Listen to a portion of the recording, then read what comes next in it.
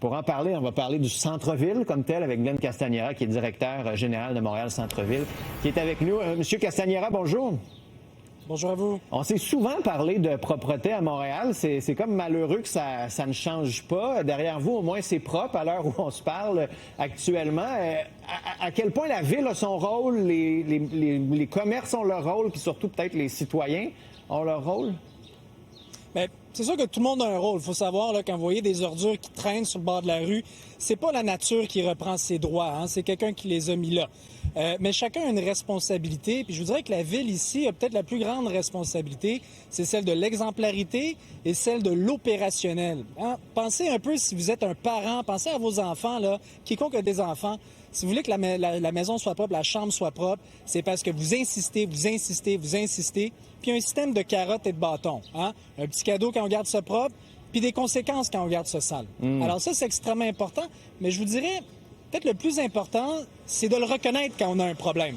C'est sûr que nous, la communauté d'affaires, quand on lit que la réaction de la ville, c'est de dire il y a plus de plaintes, ça veut dire qu'on fait une bonne job de communiquer qu'il faut porter plainte. Non. Quand il y a plus de plaintes, ça veut dire qu'on a un réel problème. Puis la piste vers la guérison, si on veut, c'est de reconnaître qu'on en a un problème, puis d'en faire une priorité. Oui. Mais est-ce qu'on peut dire que Montréal est sale? Parce que je me souviens, pendant la campagne électorale, là, on va retourner en élection, Denis Coderre disait Montréal est dangereux, Montréal est sale. Puis le plan disait non, c'est sécuritaire, même ici, puis c'est pas si sale que ça.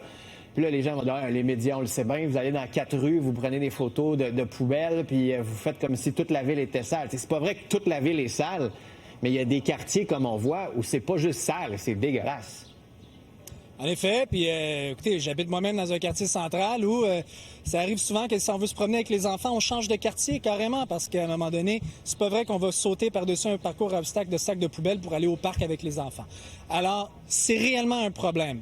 Mais c'est vrai qu'il faut pas jeter le bébé avec l'eau du bain, là. Faut pas prétendre que Montréal a perdu le contrôle puis qu'on est plus sale que toutes les autres villes. Mais l'inverse est vrai aussi, de prétendre que c'est simplement un enjeu de civilité et que de faire le 3-1 va régler le problème aussi, c'est simplement se mettre la tête dans le sable. Ouais. La chance qu'on a à Montréal, c'est de savoir que nous ne sommes pas la seule ville dans le monde. Les villes, il y en a partout à travers le monde. Toutes les villes ont des enjeux de propreté et plusieurs ont trouvé des solutions. Ben voilà. Alors, et c'est d'ailleurs pourquoi chez nous, chez Montréal Centre-Ville, ben on s'est dit on va trouver une solution. On a nous-mêmes créé notre brigade de propreté. 50 personnes qui travaillent 7 jours semaine et qui ramassent l'équivalent de 5 piscines olympiques de sacs de poubelle. Ça, c'est sans compter le travail exceptionnel, je tiens à le dire, des cols bleus, parce qu'il y en a du monde avec le travail fort pour torcher et garder ça propre. Mais la question se pose, qui prend le leadership de ça? Ouais. Et je vous laisse avec cette question-là. Nous, on a regardé l'organigramme de la Ville de Montréal. La personne responsable de la propreté, si elle est là, elle est très, très bas dans l'organigramme. Ah ouais? Ça, c'est important quand même, comme vous dites, d'avoir au moins une personne qui s'en occupe, parce qu'il y a 2 catégories.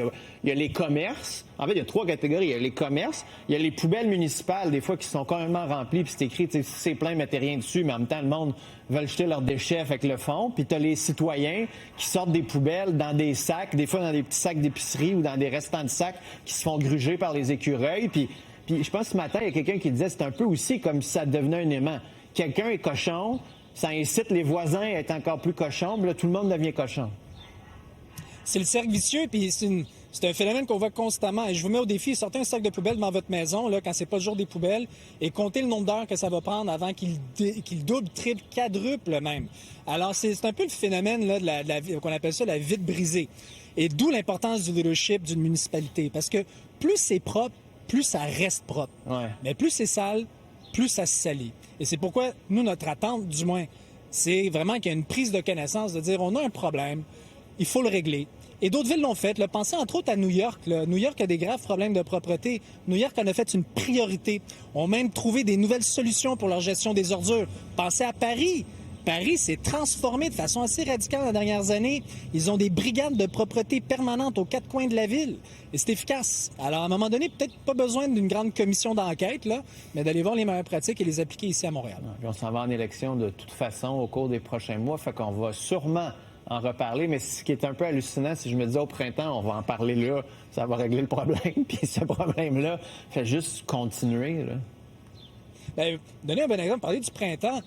Il faut reconnaître, là, la Ville de Montréal n'avait pas adapté son horaire de ménage du printemps.